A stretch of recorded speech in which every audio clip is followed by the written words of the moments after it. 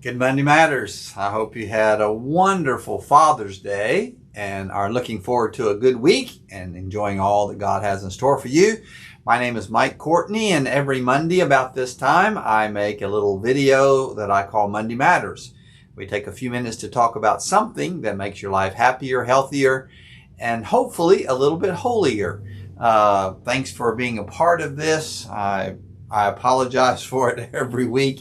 I probably quit apologizing at some point. But again, I don't think it's necessarily profound or must-have information. I just think it's something I'm supposed to do, and it seems to draw a community together. So thank you for being a part of this.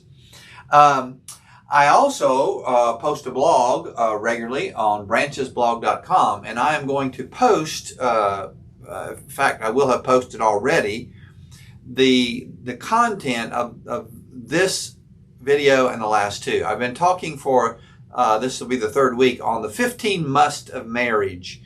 And again, they're not, world-changing things. They are things that have been incredibly helpful for Doris and I over 45 years of marriage, and kind of the 15 have-to-do things. These are absolute must.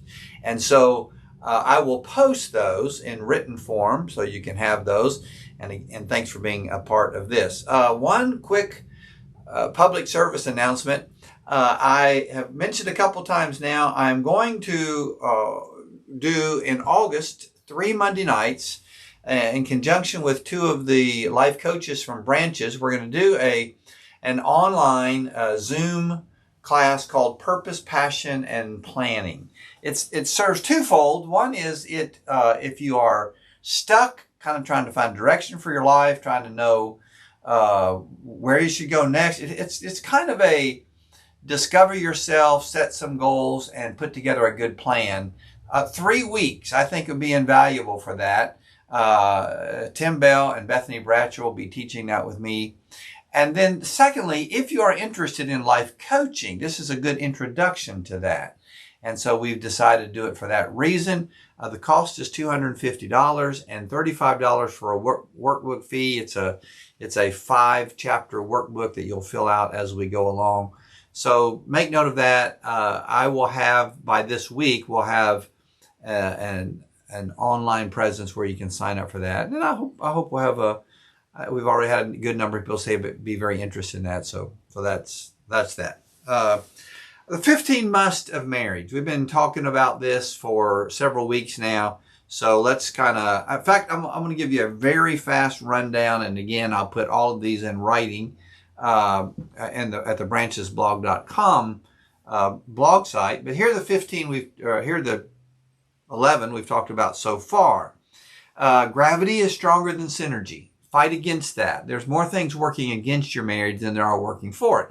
So you got to be committed to God, committed to one another. Number 2, be consistently intentional about space and time. Create space and time for one another. It's so easy to get busy, to get distracted. Make sure you give space and time to one another. Number 3, foster mutual respect and admiration. As harsh as this may sound, love is just not enough. You have to respect each other. You have to admire each other. And you foster that. You nurture that. You make it a point to do that. Number 4, never stop learning about yourself and each other. There are always, after 45 years, here's what I can tell you for sure about my wife. I don't know everything there is to know about my wife. There are always things to know and things to learn and continue to learn. Number 5, put your marriage relationship above everything else, above your job, above your hobbies, above your children, above your work at church, not above God, but above your work at church. Above everything else, the marriage relationship has to come first. Number 6, avoid secrets. I can't tell you how vital I think this is, how important it is. Avoid secrets. Secrets are the breeding ground for discontent. So be open, be transparent. Number 7, develop common interests and friendships. After a while, we've kind of gone our separate ways. We're not interested in the same things. So we have to continue to develop common interest and friendships. Number 8, I got myself in trouble with this one last week, but I'm going to try it one more time. Sex will fade. Companionship will last forever. Doesn't mean sex goes away, but it will fade. It loses its importance. Companionship will last forever. Nurture that. Number 10, I think this is what we ended with last time. Solve the solvable problem. No, there's two more. Solve the solvable problems. There are always those perpetual problems that John Gottman calls the unsolvable, but solve the solvable problems. And then number 11 would be do one thing every day to cherish each other. Do one thing every day to cherish each other. So that's what we've done so far. 4 more, and then we're going to wrap this up. Here are the 4. The first one is this.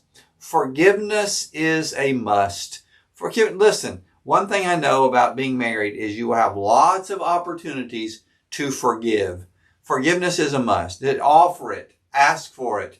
Make it a part of your, just kind of, if you don't even know what you need to forgive for, just forgive anyway, because there's going to be stuff. And by the way, that's especially true about asking forgiveness. You don't know what you need to ask forgiveness for, just ask anyway, because there's going to be stuff.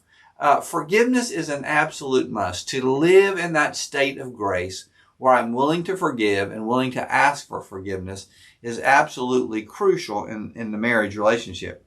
Here's number 12. Celebrate every chance you get. I think it's 13. Sorry, my numbers are off. Celebrate every chance you get.